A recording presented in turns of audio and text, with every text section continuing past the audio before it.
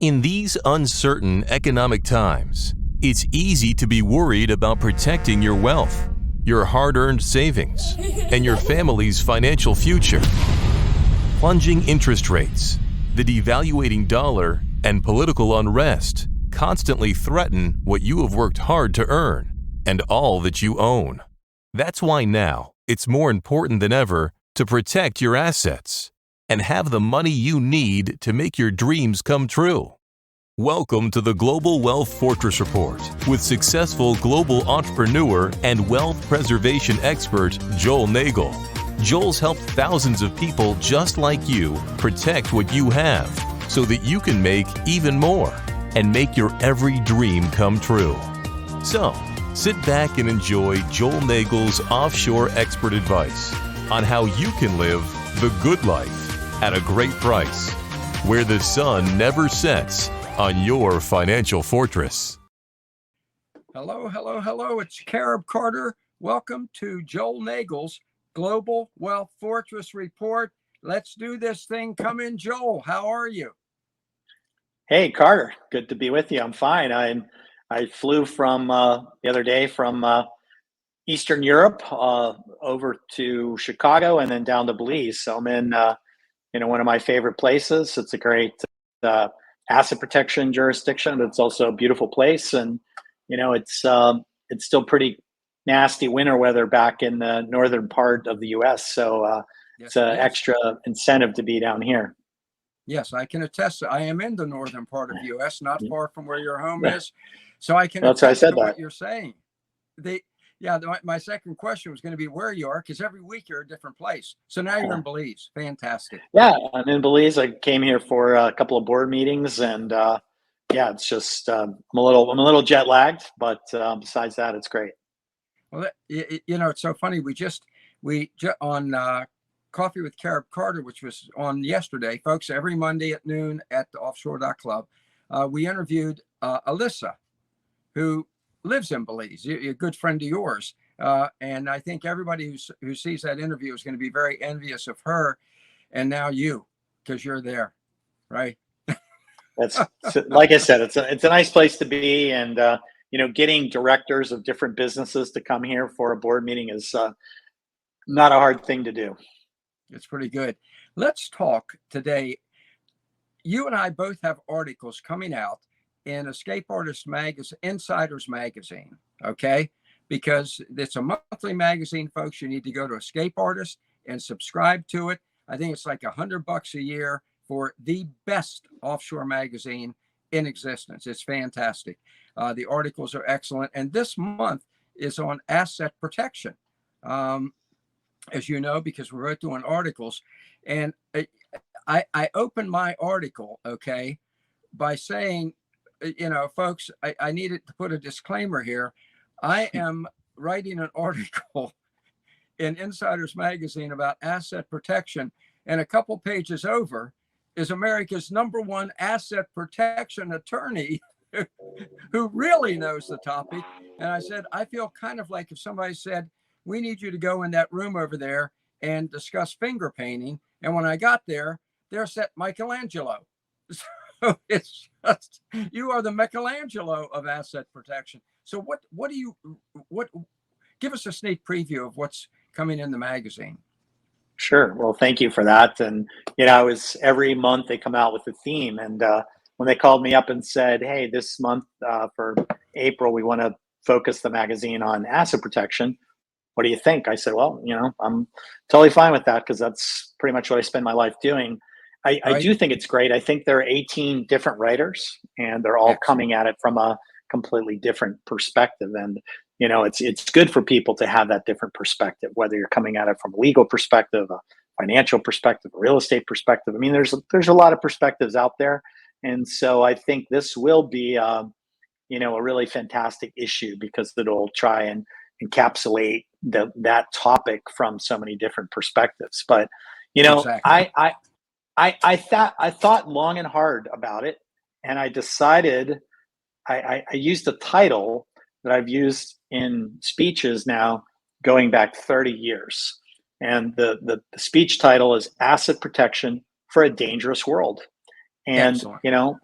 that's something we've been talking about the last couple of weeks with everything Yep. going on in Russia and Ukraine, and the thing is, the title's been around 30 years, but from month to month to month, you could be writing about completely different things.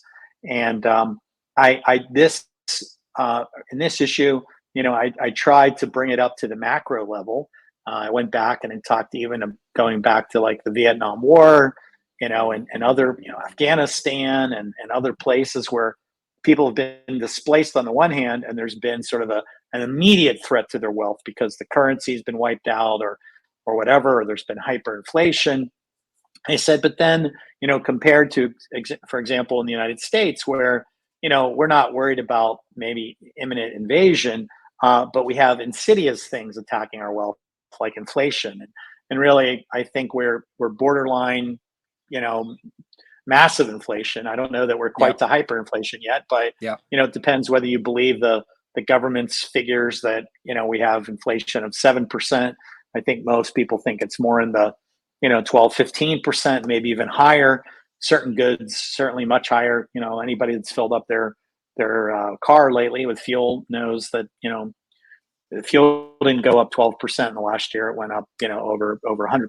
So, I took a theme and kind of brought it through the years and said, even though the title is an old title, it's new and fresh and different every time, whether I give a speech or write an article. And so that's a little teaser. I just tried to talk about, all the different threats that are out there.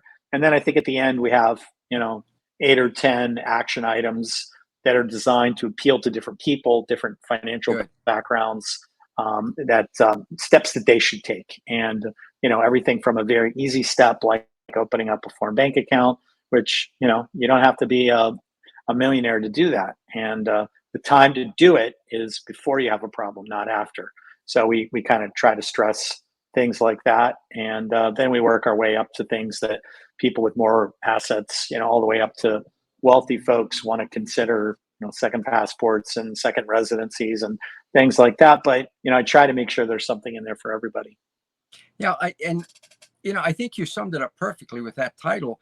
And in my opinion, you don't need to look all the way to Russia or Ukraine for your assets to be in danger. I think in the United States today, anybody who doesn't understand that their assets, are in maximum danger is just not looking right. You mentioned inflation, taxes, for God's sake. I just went and met with my accountant for my taxes. I'm not a rich guy, but I'm paying 40 to 50% taxes now. Okay. And I'm not a rich guy, and there's no escape. And that's, and then when you add in property tax too, I pointed out to my wife, I said, Princess, because my accountant lives in a very nice neighborhood, I said, home there is probably 50,000. And here in York County, he's probably paying 10,000 a month property, 10,000 a year property tax. So I think, and I told her, that's why I'm glad I get to talk with Joe Nagel, because honest to God, I can't take any more of the U.S. asset attacks.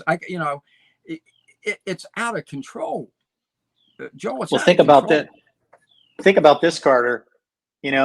Inflation doesn't just make the cost of your, groceries and fuel and those things go up. It also increases your tax rate, right? Because the tax rates are set.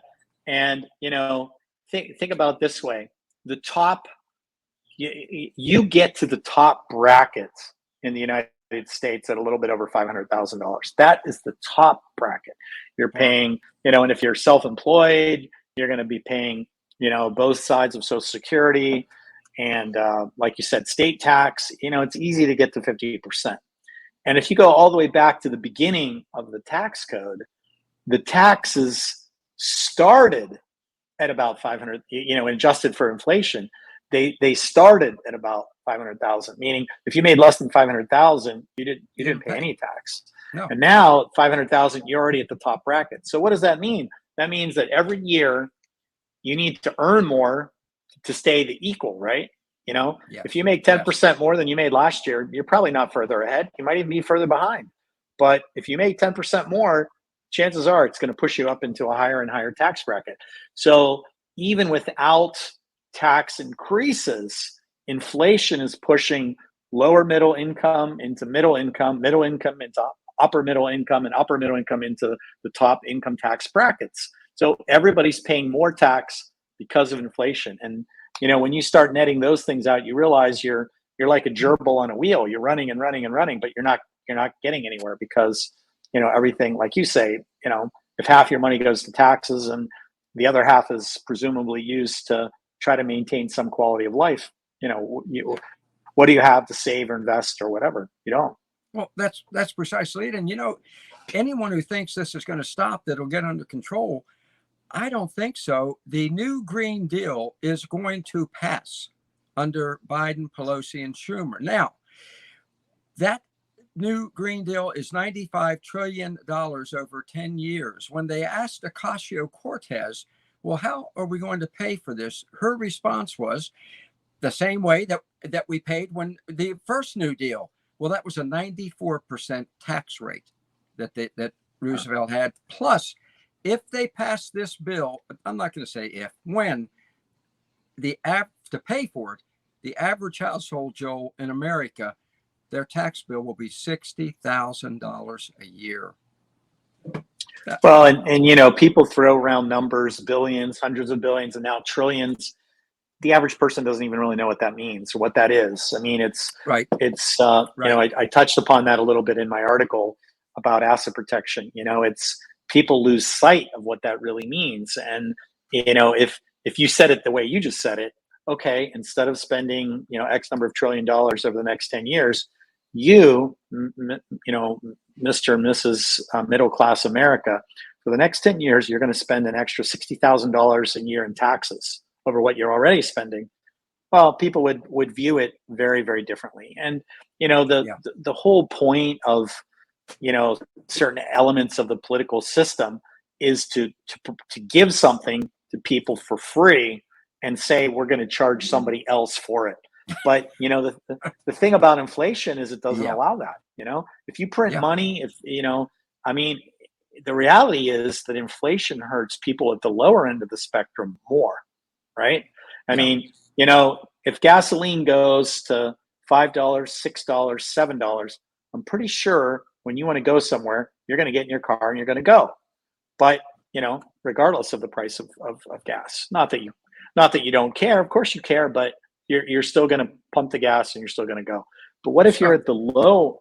Yeah, what if you're at the low end of the spectrum and you're making $12 or $15 an hour somewhere, and now all of a sudden, you have to work a day to fill up your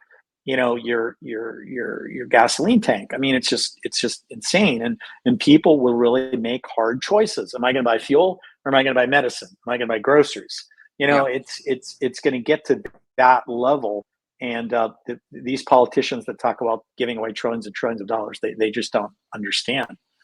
They don't understand and I'll tell you, one of the reasons they don't understand, Joel, is the median income of a member of the United States Congress is $7 million. Okay, a median. I'm not income. I'm sorry. Assets. Net worth. Yeah, exactly. Thank you. I mean, come on. You nailed it when you said they don't understand and they don't care to understand. It's Joe Biden admits to a net worth of 14 million. Now, how much more it really is, we have no idea. But so when he hears that inflation it is now 15 to 16%, well, he doesn't fill up his tank. Yeah, I mean the famous bit about Pelosi showing off the ice cream flavors in her in her freezer. I mean the gourmet ice cream. I mean she doesn't really care. I mean, and I think the people have lost touch. And unfortunately, sometimes the more things change, the more they stay the same. You can go back through history. I try to take a historical approach to this asset protection for a dangerous world, because there's always been danger when it comes to the financial side of markets and livelihood. And I went all the way back to the towards the end of the Roman Empire, when they literally started reducing the amount of silver that they put in the coins, because, it was the exact same thing as now. They were inflating away the money supply, and eventually it caused the Roman Empire to fall. And a lot of people think that, we're kind of approaching those kind of end stages now. Doesn't mean, next week or next month, the US is going to fall apart, but, we're not the dominant economic power that we were, 20, 30, 40 years ago. There's no way. So, if the politicians aren't going to deal with the economy and your monetary supply correctly at the macro level, then asset protection behooves all of us to do whatever we can at the micro level, meaning ourselves, our families. What can we do to protect our assets, the purchasing power of our assets? And, I'm sure there'll be people in this month's edition talking about gold and talking about Bitcoin and talking about real estate. Well, what do those things all have in common? Well, they're things that governments can't just, press a button and produce out of thin air. It takes a certain amount of work and effort and input, resources to come up with these things. And that's why they hold value. So if you're worried about your assets, the value of your assets going down or going away or being hyperinflated or devalued, however you want to look at it, you're going to be much better off making sure that much of your wealth is not just sitting there parked in dollars. You're not buying US treasuries and things like that. I mean, that's just a guaranteed way to lose money. And you can't, there's no use just saying, well, put it in the bank and let it gain interest. What is interest? 1/10 of 1% now per year per annum. So and inflation's at 15%. Well, that's 14% loss, minimum right there. So, and you mentioned property, and where you are right now, people can buy a home as an investment, and either to live there or a vacation or an investment as a tremendous asset protection. I mean, that's my opinion. Do you agree with that? Yeah, absolutely. It's not only the cost of property being more reasonable. One of the things that keeps it more reasonable is the input cost of the labor is much lower. Certain things are world prices. Steel is steel, glass is glass, concrete's concrete. But, the cost of a worker labor here is a lot lower. So at the end of the day, a developer can sell you a nice property that you might not be able to afford in Florida or California or, South Texas or any of the Sunbelt areas. And yeah, I'm just quite honestly, I'm flabbergasted when I look at some beautiful properties here and see the price tag is $100,000. And I'm like, you couldn't even come close to building that property, even if you had the land in the United States for $100,000. So that's where, it's kind of an arbitrage situation. It's the opportunity to take advantage of the difference in costs between, a developed market like the United States or Canada or Western Europe and Latin America. So, yeah, I mentioned earlier, my wife and I and my accountant's very nice neighborhood. And when I said that house right there is 400,000 to 500,000, and my wife, as you know, is from Honduras, she said in Honduras you could get that same house on the beach for under 100,000. Well, that's just, to me, that's a great asset protection. Yeah, right. And you couple that with the lower cost of living. For example, I went out with a number of directors from our company and their spouses, and I don't know, we had a group of about 15 people. And the guy I was sitting across from ordered the most expensive thing on the menu, which was about $30, but it was a mountain of seafood that included clams and lobster and shrimp and fish, and it was like 4 meals all brought out as this big tower of this big seafood tower, a conch, ceviche, and just on and on and on. And I mean, if you were at a restaurant in let's say Miami, that's $150, $200 entree, and it was all fresh seafood. It had been caught within hours of when it was eaten. And the fellow sitting on my other side had a nice chicken meal with the rice and beans, and it was $6 or $7. So again, the cost is much lower, the cost of living is much lower, and at the end of the day, you can end up with a relatively high quality of life. And that's what I think, that's kind of a foreign concept, that you could live a better quality of life for less money. Like most people think, well, that can't possibly be. If I live a higher quality of life, it should cost more, or a lower quality of life, it should cost less. But Latin America is truly an arbitrage situation where you can live better and also live for less. And if you're worried, for example, about stewarding wealth to the next generation, you're going to do better in a jurisdiction like a Belize. Healthcare is very low here. Having a private maid or private nurse. Let's say you have, as you get old, you have infirmities. I mean, you can hire a private nurse here in Belize for about $400 a month. And, they're going to come in and take care of you and make sure you're taking your medicine and help you with rehab or whatever.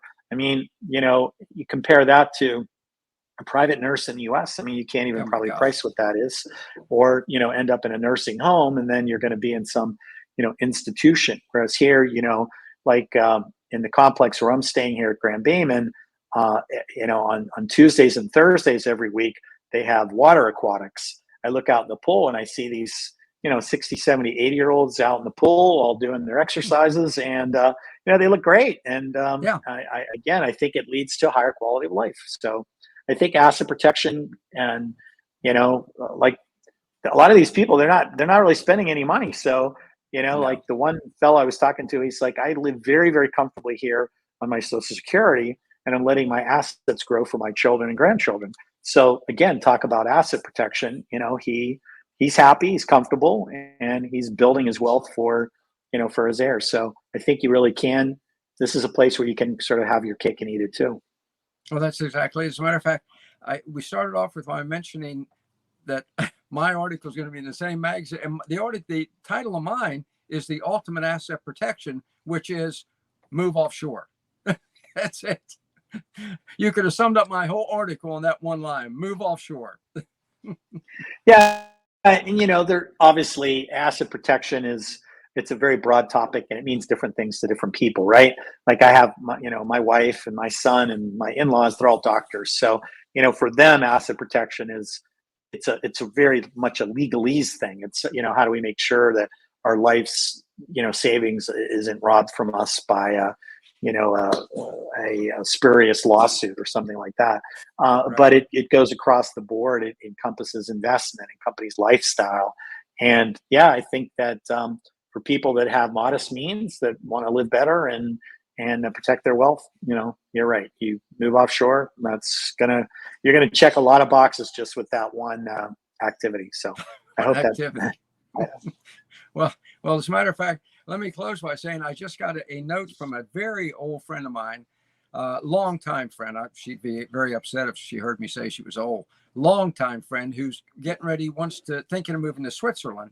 And she said her bottom line, the last thing in the email was, and when I do, I'm going to be in touch with Joel Nagel. I swear to God, that was the bottom line. Well, well, thank you. I mean, Switzerland's a wonderful place, but again, because of the Swiss conservative monetary policy versus the U.S. very liberal print, we've seen the relationship between the dollar and the Swiss franc.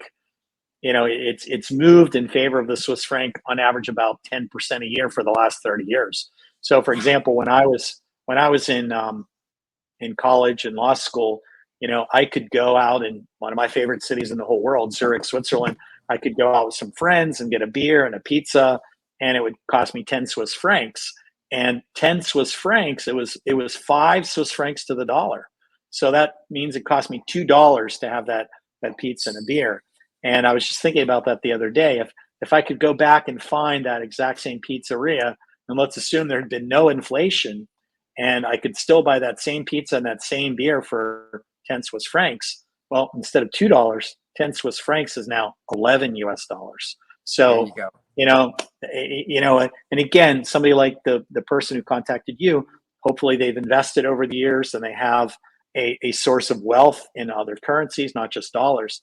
But if you're just invested in dollars, Switzerland's could be a financially scary place to go, because that trend is going to keep continuing. So, you sort of have a dollar devaluation baked into the cake, where every year it's going down 10%, 10%. Whereas in Latin America, it's that you're not really experiencing that, not yet. So, yeah, as long as the dollar is still sought after in this part of the world, and the wages are low, the cost of living is low, I think a lot of your listeners would probably, or viewers would probably do well in this part of the world. But Switzerland's great. We have clients that move, live, and retire all over the world. Portugal is, really high up on the list right now because it's like European culture. It's got weather that's closer to Latin America. It's sunny 330 days a year. The cost of living is one of the lowest in Europe. So, you just have to find the right place for each person. Yeah. And I would suggest that one of the ways to find the right place is to check out where you are right now, which is Grand Bayman in Belize. Check out Grand Pacifica in Nicaragua. These are you're all very familiar with because you're partners, and they are great. And we'd be remiss not to tell people this.